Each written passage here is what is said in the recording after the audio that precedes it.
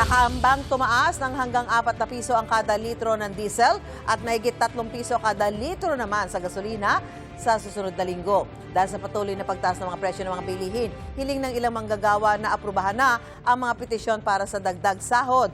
May unang balita si Ian Cruz. Pagmahal ng bigas at iba pang pagkain na sinabayan ng dagdag singil sa kuryente sa gitna ng mahal pa ring presyo ng langis. Sabay-sabay ang dagdag gastos kaya kailangang maghigpit ng sinturon ng mga minimum wage earner gaya ni Joe.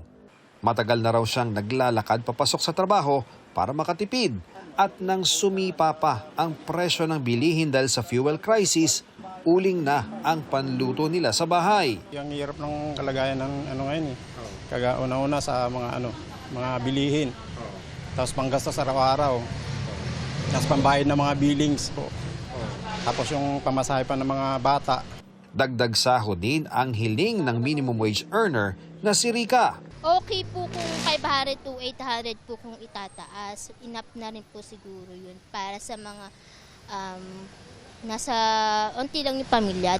July 18, 2025, ipinatupad ng 50 pesos na dagdag sa daily minimum wage ng mga manggagawa sa NCR, kaya naging 695 pesos ang arawang kita ng mga karaniwang manggagawa at 658 pesos para sa agri-workers at small retail workers.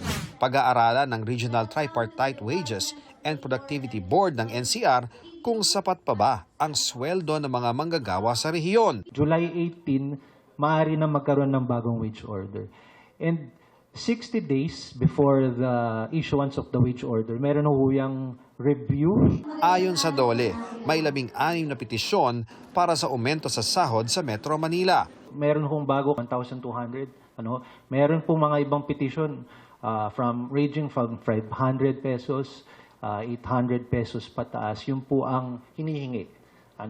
Ang nire-request nila yung agaran na increase dulot ho ng Middle East tension o war.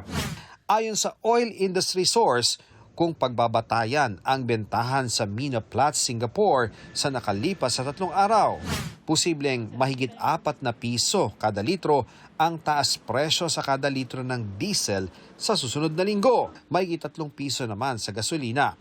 Sa taya ng Bangko Sentral ng Pilipinas, posibleng pumalo sa 5.6% hanggang 6.4% ang inflation rate o bilis ng pagmahal ng bilihin para sa Abril. Bukod sa pagtaas ng presyo ng petrolyo, bigas, isda at karne, nakadagdag ang dagdag singil sa kuryente at paghina ng piso. Ngayong linggo, 2 sunod na araw nagtala ng record low ang palitan ng piso kontra dolyar.